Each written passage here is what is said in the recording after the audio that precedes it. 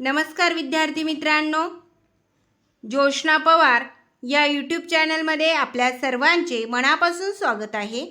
आज आपण इयत्ता 6वीच्या वर्गाची गणित या विषयाची सेतू अभ्यास पूर्व चाचणी उत्तरांसहित अभ्यासणार आहोत। ही चाचणी एकूण 20 गुणांची आहे। त्यातील प्रश्न क्रमांक 1 सोडव। खालील संख्या वाच व अक्षरात लिही। 1 गुणासाठी आहे हा प्रश्न। या ठिकाणी ही संख्या वाचायची आहे आणि अक्षरात लिहायची आहे। या ठिकाणी आपण अक्षरात लिहून घेतलेले आहे 80,01,764।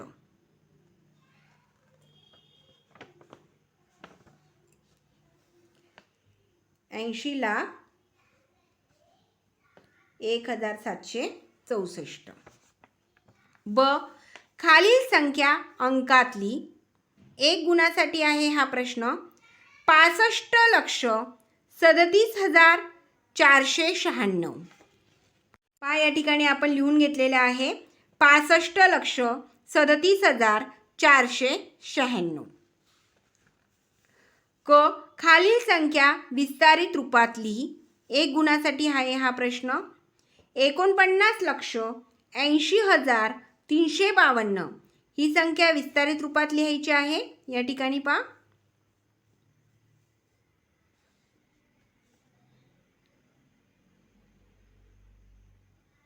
या ठिकाणी आपण विस्तारित रूपात संख्या लिहून घेतलेली आहे।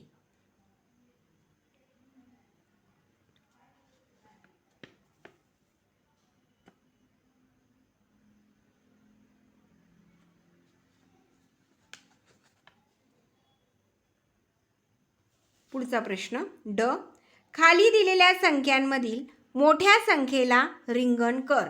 1 गुणासाठी आहे। या ठिकाणी 2 संख्या दिलेल्या होत्या 53,74,289 आणि पुढची संख्या आहे 53,47,928। मग दोघांपैकी या ठिकाणी पहा 5 5 सारखी संख्या आहे, 3 3 सारखी संख्या आहे। पुढची संख्या पहा, या ठिकाणी आहे 7, या ठिकाणी आहे 4, म्हणजे 4पेक्षा 7 काय आहे, मोठा आहे। म्हणून सगळ्यात मोठी संख्या कोणती आली, 53,74,289। म्हणून या संख्येला आपण काय करून घेतलेलं आहे, रिंगण करून घेतलेलं आहे। प्रश्न दुसरा सोडव। एका जिल्ह्यात 45,37,983 पुरुष आहेत आणि 54,79,308 स्त्रिया आहेत, तसेच 22,15,927 मुले आहेत, तर त्या जिल्ह्याची एकूण लोकसंख्या किती? 1 गुणासाठी हा प्रश्न आहे। बघा, एकूण शब्द वापरलेला आहे, म्हणजे आपल्याला या सगळ्यांची काय करायची आहे, बेरीज करायची आहे। पुरुष, स्त्रिया आणि मुले यांची जी संख्या आहे त्याची बेरीज करून एकूण लोकसंख्या आपल्याला काढायची आहे।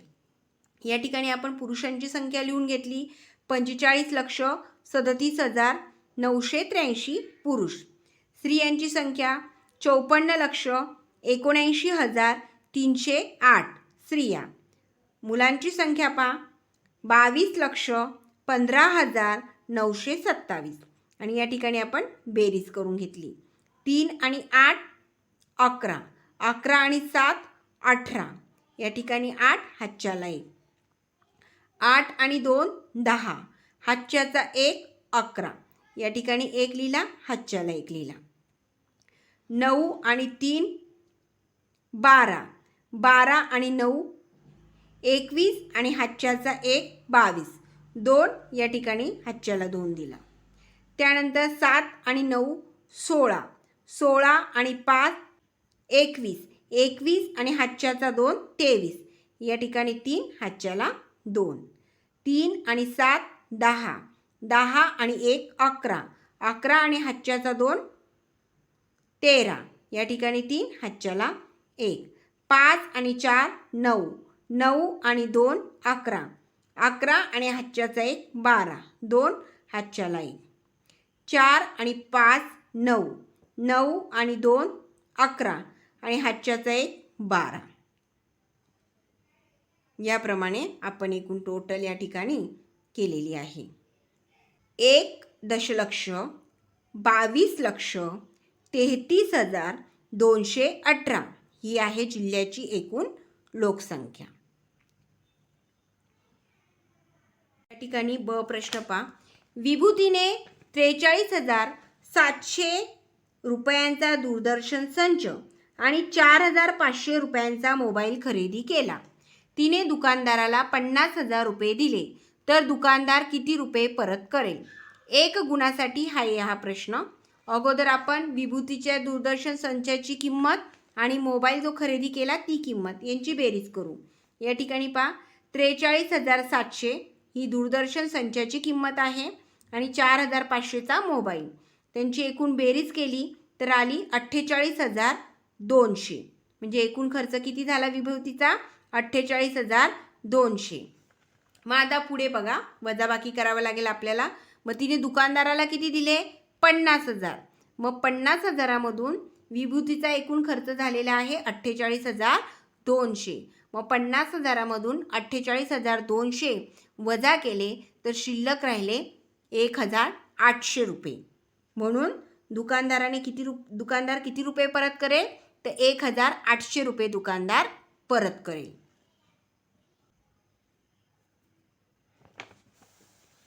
क प्रश्न पहा.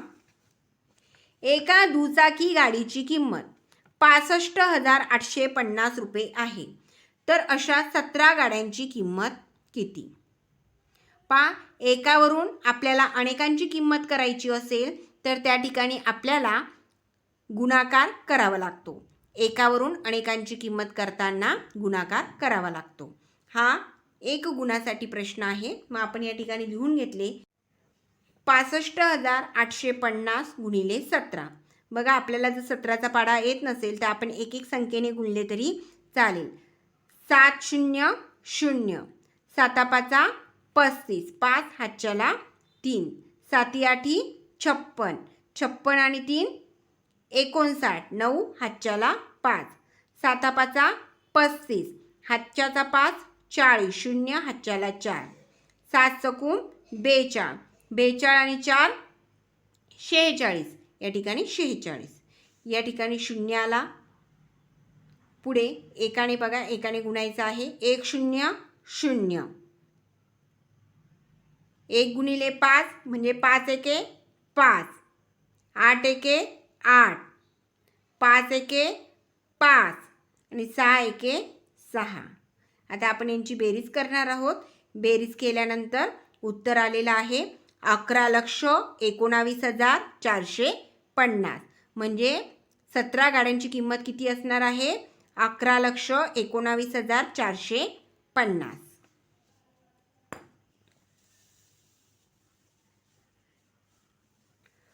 पुढचा प्रश्न पहा. ड. एका पुस्तकाची किंमत 75 रुपये आहे तर 4,275 रुपयात किती पुस्तके येतील ते आपल्याला काढायचे आहे. या ठिकाणी आपल्याला भागाकार करावा लागणार आहे. बघा 75चा जो पाढा आहे तो आपण या ठिकाणी लिहून घ्यायचा आहे. 75चा पाढा तयार केलेला आहे. या ठिकाणी 75 गुणिले 1 75, 75 गुणिले 2 150. अशा पद्धतीने हा पाढा मी तयार करून ठेवलेला आहे. चला तर मग आपण आपलं गणित मांडूया. 75 भागिले 4,275. आता 75ने 4ला भाग जात नाही म्हणून 75 0 या ठिकाणी 0. म्हणून या ठिकाणी 4 आला. वरचा 2 आपण खाली उतरवला 42. 75ने 42ला सुद्धा भाग जात नाही म्हणून या ठिकाणी 75 0 0. या ठिकाणी 42 आणि वरचा 7 आपण खाली उतरवला. आता 75ने 427ला भागायचं आहे. बघा बरं 75च्या पाढीत 427 आहे का? नाही. मग 427पेक्षा लहान संख्या कोणती आहे? या ठिकाणी 375. म्हणजे 75 5 375. मग या ठिकाणी आपण 5 आणि या ठिकाणी 375 लिहून घेतला. 427मधनं 375 वजा करायचे आहेत. उत्तर आलं 52. मग या ठिकाणी आपण काय केलं, वरचा 5 खाली उतरवून घेतला. मग आता झाली पूर्ण किंमत 525. आता 75च्या पाड्यात 525 आहेत का? हो आहेत. या ठिकाणी 75 साते 525. मग या ठिकाणी वरती आपण 7 लिहिला आणि 525. 525मधनं 525 गेले 0, पूर्ण भाग गेलेला आहे. म्हणजे पुस्तके किती आले? 57. 4275 रुपयात 57 पुस्तके येतील. या पद्धतीने तुम्ही पाढा तयार करून घेतला तर तुम्हाला भागाकार करायला सोपा जाईल.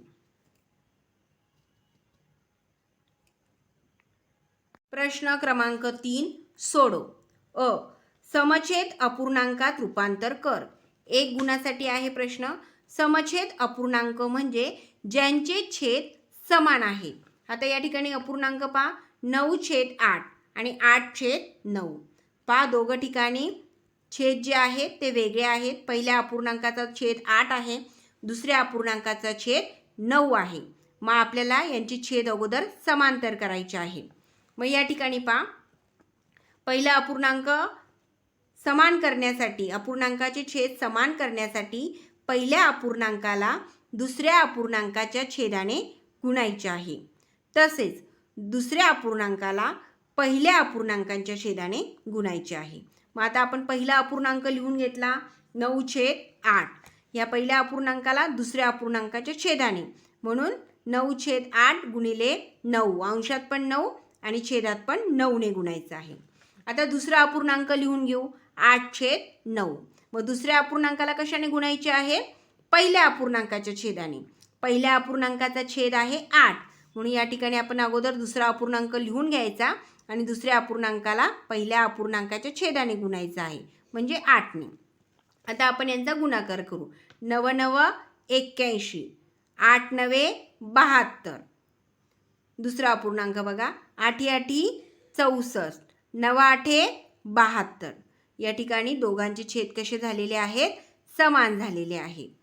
अशा पद्धतीने समछेद अपूर्णांकात रूपांतर करायचे आहे.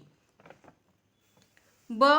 चौकटीत या ठिकाणी द्या बघा, लहान मोठा बरोबर यापैकी योग्य चिन्ह लिहायचं आहे. 1 गुणासाठी आहे. मग आता आपल्याला 5/17 आणि 9/13 दिलेला आहे.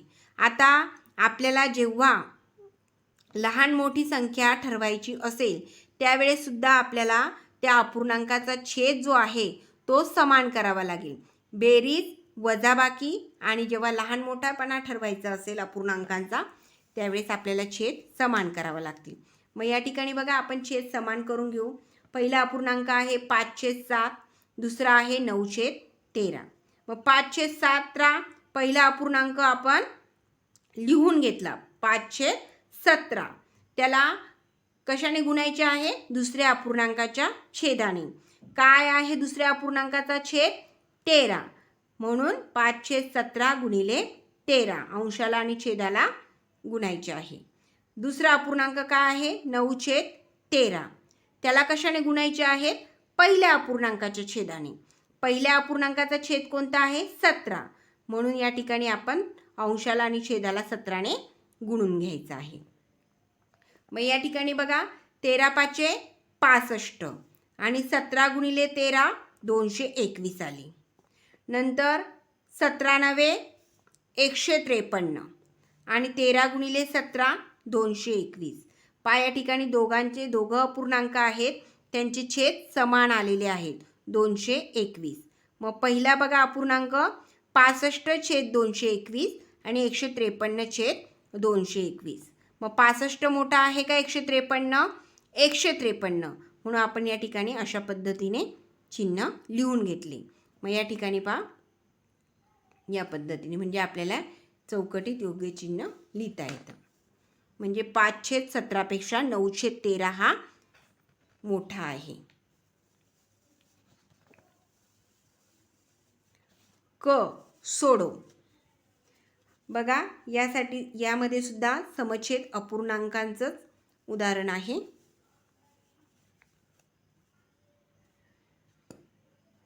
क मधला पहिला प्रश्न पहा, 4/9 अधिक 3/7. या ठिकाणी सुद्धा आपल्याला गुणाकार करायचा आहे. पहिला अपूर्णांक आपण लिहून घेतला 4/9. पहिल्या अपूर्णांकाला दुसऱ्या अपूर्णांकाच्या छेदाने गुणायचा आहे, म्हणजे छेद आला 7, म्हणून 4/9 गुणिले 7 या ठिकाणी आपण केलेलं आहे. अधिकचं चिन्ह जसंच्या तसं लिहून घेतलं. आता दुसऱ्या अपूर्णांकाला सुद्धा पहिल्या अपूर्णांकाच्या छेदाने गुणायचं आहे.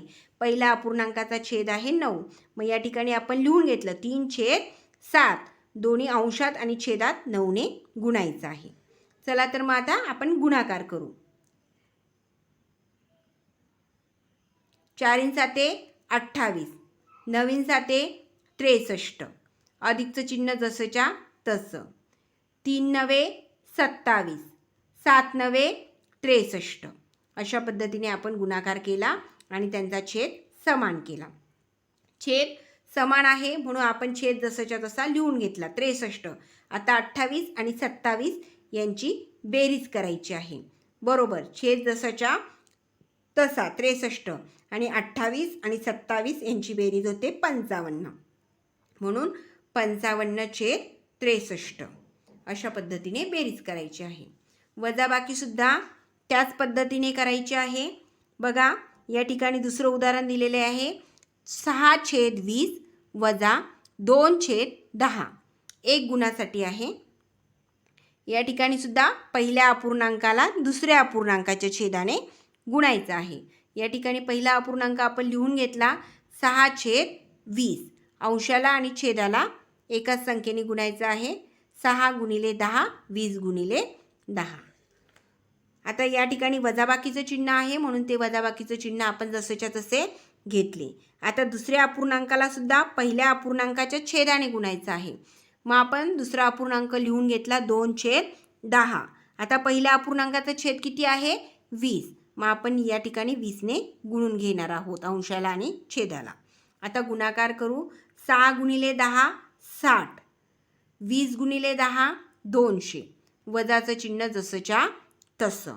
2 × 20 40, 10 × 20 200. या ठिकाणी छेद कसे झाले आपले समान, म्हणून आपण या ठिकाणी छेद 200 जसाच्या तसा लिहून घेतला आणि 60मधून 40 आता या ठिकाणी आपण वजा करायचे. 60मधून 40 गेल्यावर किती आले 20 आणि छेद जसाच्या तसा. आता काय उत्तर आलं आपलं 20/200, पण या ठिकाणी पूर्ण भाग जातो 20ने. 20 × 1 20 आणि 20 × 10 200, म्हणजे पूर्ण भाग गेला. मग काय आलं 1/10 हे उत्तर या ठिकाणी आलं.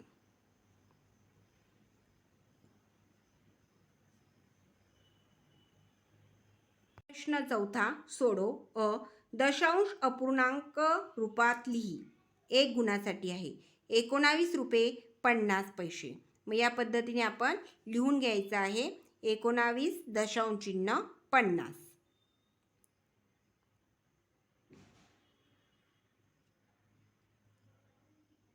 ब प्रश्न बघा. प्रश्न चौथ्यातला ब, बेरीज कर. एक गुणासाठी आहे 97.6 मीटर अधिक 2378.45 मीटर यांची बेरीज करायची आहे. मग बघा, या ठिकाणी ज्या ठिकाणी दशांश चिन्ह आहे त्याच ठिकाणी दशांश चिन्ह यायला हवे. या पद्धतीने आपण बेरीज करून घेतलेली आहे त्यांची.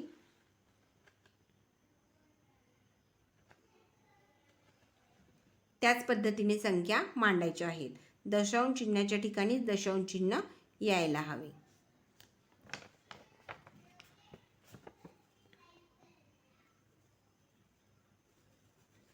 प्रश्न 5वा.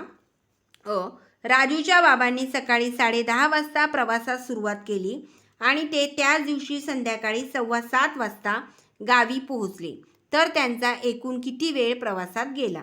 एक गुणासाठी आहे हा प्रश्न. उत्तर पहा. 8 तास 45 मिनिटे प्रवास केला. किती वेळ गेला राजूच्या बाबांचा प्रवासात 8 तास 45 मिनिटे.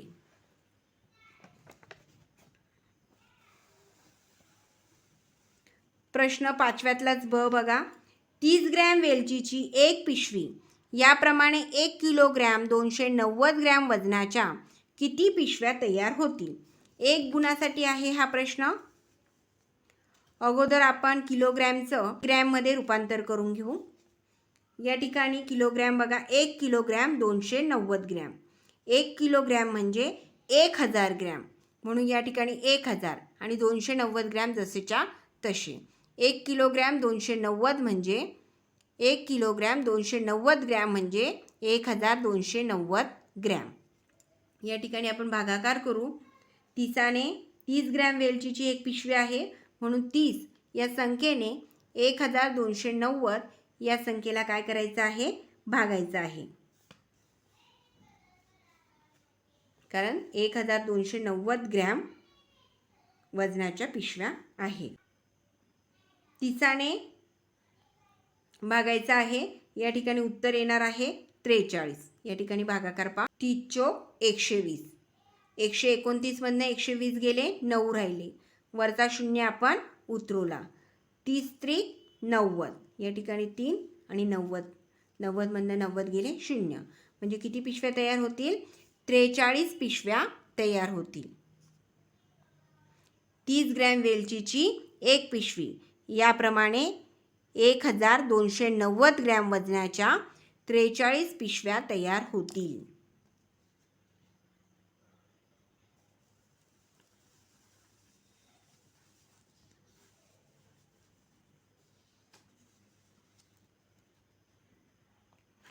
या ठिकाणी क प्रश्न पहा.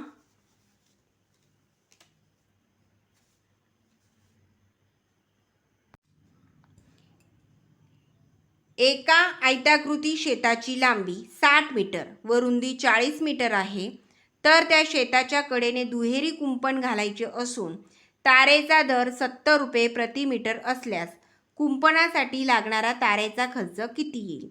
एक गुणासाठी हा हे प्रश्न. अगोदर आपण आयताकृती शेताची परिमिती सूत्र लिहून घेऊ. 2 गुणिले लांबी अधिक 2 गुणिले रुंदी. यामध्ये संख्या टाकू आपण. आयताकृती शेताची परिमिती 2 गुणिले लांबी किती आहे? 60. 2 गुणिले 60 अधिक 2 गुणिले रुंदी किती आहे? 40 मीटर, म्हणून या ठिकाणी 40 मीटर. 60 गुणिले 2 120, अधिकचं चिन्ह जसेच्या तसं. 40 गुणिले 2 80. मग आयताकृती शेताची परिमिती किती होईल? 120 अधिक 80 बरोबर 200 मीटर. आता दुहेरी कुंपणासाठी लागणारी एकूण तार. सूत्र बघा. आयताकृती शेताची परिमिती गुणिले 2, कारण आपल्याला तार कशी लागणार आहे? दुहेरी. मग दुहेरी कुंपणासाठी लागणारी एकूण तार किती आलेली आहे? 200 मीटर, म्हणून 200 गुणिले 2. दुहेरी कुंपणासाठी लागणारी एकूण तार 200 गुणिले 2 किती आली? 40 मीटर. कुंपणासाठी लागणारा एकूण खर्च बरोबर दुहेरी कुंपणासाठी लागणारी एकूण तार गुणिले तारेचा दर. मग बघा, कुंपणासाठी लागणारा एकूण खर्च किती आहे? दुहेरी कुंपणासाठी लागणारी एकूण तार. आता एकेरी होती तर 200 मीटर, दुहेरी तर 400 मीटर, म्हणून 400 गुणिले तारेचा दर. तारेचा दर किती आहे? 70 रुपये, म्हणून 400 गुणिले 70 बरोबर 28,000 रुपये. म्हणजे दुहेरी कुंपण घालायचे असून तारेचा दर जर 70 रुपये प्रति मीटर असेल तर कुंपणासाठी लागणारा तारेचा खर्च 28,000 रुपये येईल. अगोदर आपण आयताकृती शेताची परिमिती काढून घ्यायची. त्यानंतर दुहेरी कुंपणासाठी लागणारी एकूण तार आणि त्यानंतर कुंपणासाठी लागणारा एकूण खर्च. ड बघा. एका चौरसाकृती मैदानाची बाजू 18 मीटर आहे. त्या मैदानाला गिलावा करण्यासाठी 1 चौरस मीटरला 55 रुपये मजुरी. याप्रमाणे किती मजुरी द्यावी लागेल? एक गुणासाठी आहे हा प्रश्न. आपण अगोदर चौरसाकृती मैदानाची क्षेत्रफळाचे सूत्र लिहून घेऊ. चौरसाकृती मैदानाचे क्षेत्रफळ बरोबर बाजू गुणिले बाजू. त्याच्यात संख्या टाकू. बाजू किती आहे? 18 मीटर, म्हणून 18 गुणिले 18. आता 18 गुणिले 18 यांचा गुणाकार केल्यानंतर उत्तर आलं 324 चौरस मीटर. मग आता गिलावा करण्यासाठी द्यावी लागणारी मजुरी बरोबर चौरसाकृती मैदानाचे क्षेत्रफळ गुणिले मजुरी दर, हे सूत्र आपण लिहून घेतलं. आता गिलावा करण्यासाठी लागणारी मजुरी, चौरसाकृती मैदानाचे क्षेत्रफळ किती आलं 324 आणि मजुरी दर किती आहे 55. 324 गुणिले 55, मग किती मजुरी लागेल 17,820 रुपये. गिलावा करण्यासाठी द्यावी लागणारी मजुरी 17,820 रुपये. अगोदर आपण मैदानाचं क्षेत्रफळ काढून घेतलं आणि क्षेत्रफळ आणि मजुरीचा दर यांचा गुणाकार केला, तर उत्तर आलं 17,820 रुपये मजुरी द्यावी लागेल. प्रश्न 6 सोडो. 145 अंश मापाचा त्रिकोण XYZ काढ. एक गुणासाठी आहे हा प्रश्न.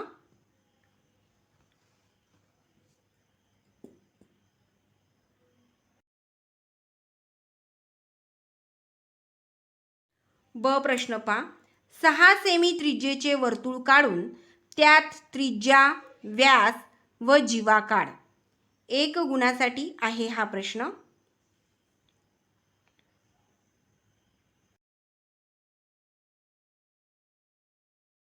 विद्यार्थी मित्रांनो, अशा प्रकारे या ठिकाणी आपण इयत्ता 6वीच्या वर्गाची गणित या विषयाची सेतू अभ्यास पूर्वचाचणी उत्तरांसहित या ठिकाणी पूर्ण केलेली आहे.